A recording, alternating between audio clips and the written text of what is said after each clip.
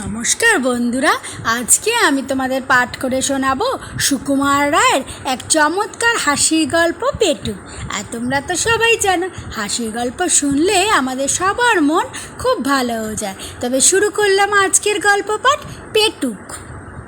হরিপদ ও হরিপদ, হরিপদর আর সাড়াই নেই। সবাই মিলে এত চেঁচাচ্ছে, হরিপদ আর সাড়াই দেয় না। কেন? হরিপদ কালা নাকি? কানে কম শোনে বুঝি?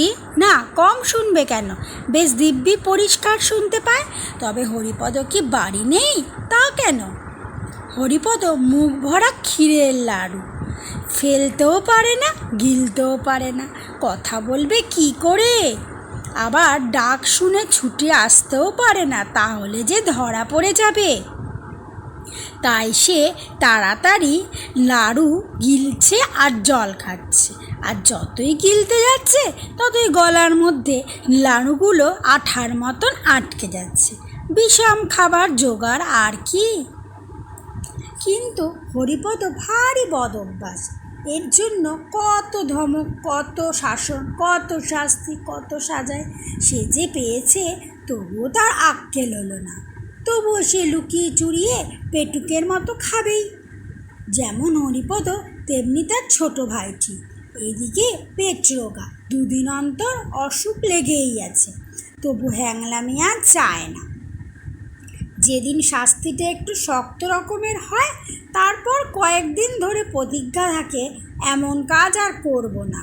যখন অসময়ে অখাদ্য খেয়ে রাত্রে তার পেট কামড়ায়, তখন কাঁদে আর বলে, আর না, এইবারই শেষ। কিন্তু দুদিন যেতে না যেতে আবার যেই সেই। এই তো কিছুদিন আগে পিসিমার ঘরে দই খেতে গিয়ে তারা জব্দ হয়েছিল, কিন্তু তবু তো লজ্জা নেই। হরিপদের ছোট ভাই শ্যামাপদ এসে বলল, দাদা শিগগিরই এসো, পিসিমা এই মাত্র এক হাঁড়ি দই নিয়ে আসে তার খাটের তলায় লুকিয়ে রাখলেন। দাদাকে এত ব্যস্ত হয়ে এই খবরটা দেবার অর্থ এই যে পিসিমার ঘরে যে শিকল দেওয়া থাকে, শ্যামাপদ সেটা হাতে নাগাল পায় না।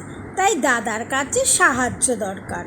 দাদা আস্তে আস্তে এসে শিকলটা খুলেই তাড়াতাড়ি খাটের তলায় দইয়ের হাঁড়ি থেকে এক খাবলা তুলে নিয়ে খপ করে মুখে দিয়েছে।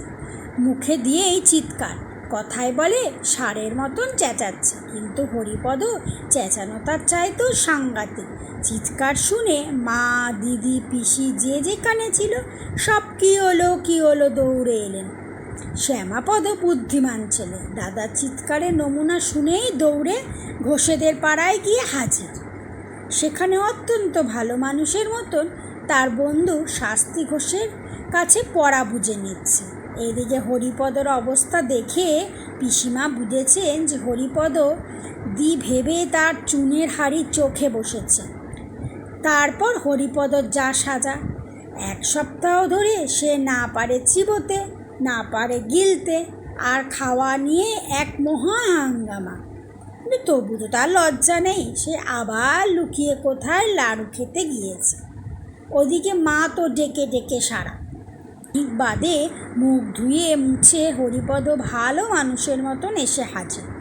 হরিপদর বড় মা বললেন, কিরে এতক্ষণ কোথায় ছিলি? হরিপদ বলল, এই তো উপরে ছিলাম। তবে আমরা এত চেঁচাচ্ছিলাম, তুই জবাব দিচ্ছিলে না যে? হরিপদ মাথা চুলকাতে চুলকাতে বলল, আগে জল খাচ্ছিলাম কি না। শুধু জল না, কিছু স্থলও ছিল। হরিপদ শুনে হাসতে লাগলো। তার সঙ্গে তার ভাইয়ের এই রসিকতা করা হয়েছে।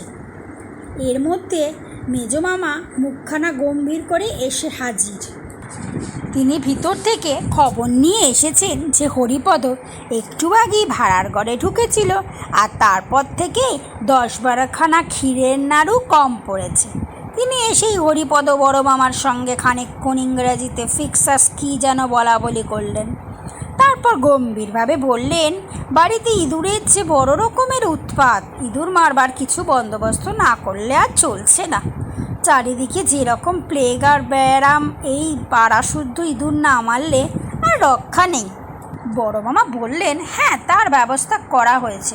দিদিকে বলেছি সেকো বীজ দিয়ে নাড়ু পাকাতে, সেইগুলো একবার ছড়িয়ে দিলে ইঁদুর বংশ নির্বাসন। হরিপদ জিজ্ঞাসা করলো, নাড়ু কবে পাকানো হবে? বড় মামা বলল, সে এতক্ষণে হয়ে গেছে। সকালেই টেপিকে দেখেছিলাম এক থালা ক্ষীর দিয়ে দিদির সঙ্গে নাড়ু পাকাতে বসেছে। হরিপদর মুখখানা আমচির মতো শুকিয়ে এলো। সে খানিকটা ঢোক গিলে বলল, সেকো বিষ খেলে কি হয় বড় মামা? হবে আবার কি, ইঁদুরগুলো মারা পড়বে। আর এই হয়, আর যদি মানুষে এই নাড়ু খেয়ে ফেলে, তাই একটু একটু যদি খেয়ে ফেলে, তাও না মরতে পারে, গলা জ্বলবে, মাথা ঘুরোবে, বমি হবে, হয়তো পা খিচবে। আর যদি একেবারে 11টা নাড়ু খেয়ে ফেলে, বলে। হরিপদ ভ্যা করে কেঁদে ফেলল। তখন বড় মামা হাসি চেপে অত্যন্ত গম্ভীর হয়ে বললেন, বলিস কি রে, তুই খেয়েছিস নাকি? হরিবাবু কাঁদতে কাঁদতে বললো, হ্যাঁ বড় মামা, তার মধ্যে 5টা খুব বড় ছিল। তুমি শিগগিরই ডাক্তার ডাক বড় মামা, আমার কীরকম গা ঝিমঝিম বমি বমি করছে। মেজো মামা দৌড়ে গিয়ে তার বন্ধু রমেশ ডাক্তারকে পাশের বাড়ি থেকে ডেকে আনলেন। তিনি প্রথমে খুব একটা কড়া রকমের তেতো ওষুধ হরিপদকে খাইয়ে দিলেন। তারপর তাতে কি একটা শুকতে দিলেন। তার এমন ঝাঁঝছে, বেচারা 2 দিন চোখ দিয়ে দর করে জল পড়তে লাগলো। তারপর সবাই মিলে লেপ কম্বল চাপা দিয়ে তাকে ঘুমামিয়ে অস্থির করে তুলল। তারপর একটা ভয়ানক উৎকট ওষুধ খাওয়ানো হলো। সে এমন বিস্বাদ আর দুর্গন্ধ যে খেয়েই হরিপদ ওয়াক ওয়াক করে বমি করতে লাগলো। তারপর ডাক্তার আর পথ্যের ব্যবস্থা করে দিয়ে গেলেন। 3 দিন সে বিছানা ছেড়ে উঠতে পারবে না। চিরতার জল আর সাবু খেয়ে রইল। হরিপদ বলল, আমি উপরে মার কাছে যাব। ডাক্তার বললেন, না, যতক্ষণ বাঁচবার আশা আছে ততক্ষণ নাড়াচাড়া করে কাজ নেই, ও আপনাদের এখানেই থাকবে। বড় মামা বললেন, হ্যাঁ রে, মার কাছে যাবে না? আর কিছু, আরও কিছু? মাকে এখন ভাবিয়ে তুলে তোমার লাভ কি? তাকে এখন খবর দেওয়ার কিছুই দরকার নেই। 3 দিন পরে যখন সে ছাড়া পেল, তখন হরিপদ আর সে হরিপদ নেই। সে একেবারে বদলে গেছে।